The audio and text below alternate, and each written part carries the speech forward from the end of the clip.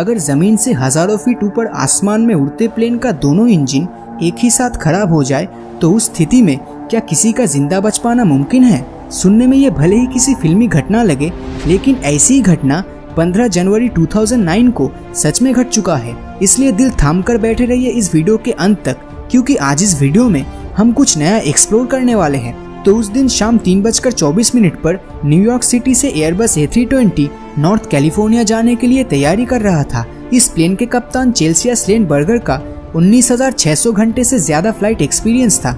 इसके अलावा first officer Jeff skills का 15,600 घंटे का फ्लाइट एक्सपीरियंस था।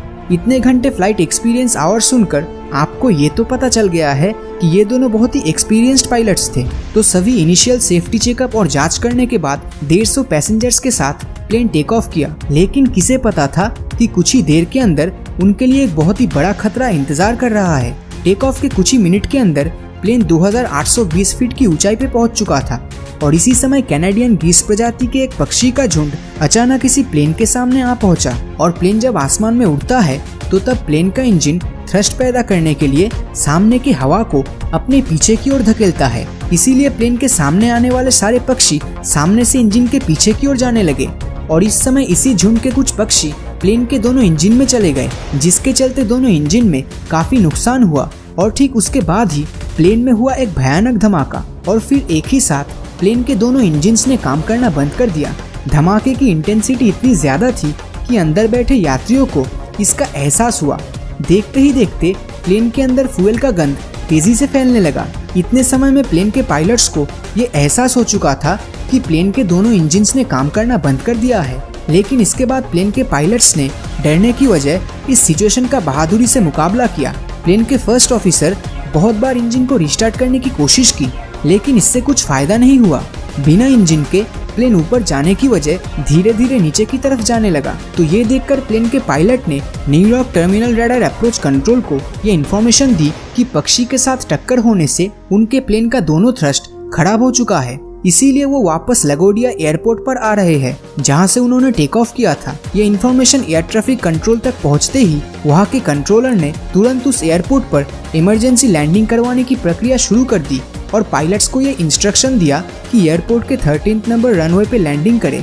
लेकिन प्लेन के कप्तान ने अपने तजुर्बे से ये अनुमान लगा लिया था कि वापस उसी एयरपोर्ट पर जाने से खतरा और भी बढ़ सकता है, क्योंकि उस वक्त लगोडिया एयरपोर्ट वहाँ से 7 किलोमीटर दूर था और प्लेन जिस तेजी से नीचे गिर रहा था उससे वो प्लेन एयरपोर्ट पर पहुंचने से पहले ही न्यूयॉर्क सिटी के बीचों बीच ही क्रैश कर जाता, जिससे प्लेन में मौजूद यात्रियों के साथ शहर के हजारों लोगों की जानें जाती।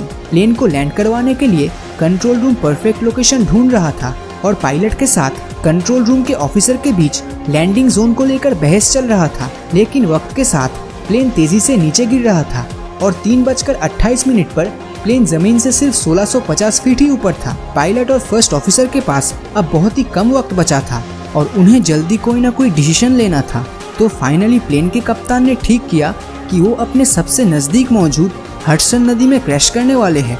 ये जरूरी इन्फॉर्मेशन प्लेन के कप्तान ने सबसे पहले कंट्रोल रूम को बताया और फिर प्लेन पे मौजूद यात्रियों को, ताकि प्लेन के पैसेंजर्स क्रैश के दौरान अपना सीट बेल्ट बांधकर अपने आप को तैयार रख सके, क्योंकि कंट्रोल रूम को क्रैश लैंडिंग का लोकेशन पहले से ही पता था। इसीलिए एक रेस्क्यू टीम को पहले से हडसन नदी में उतारने के लिए तैयार किया गया।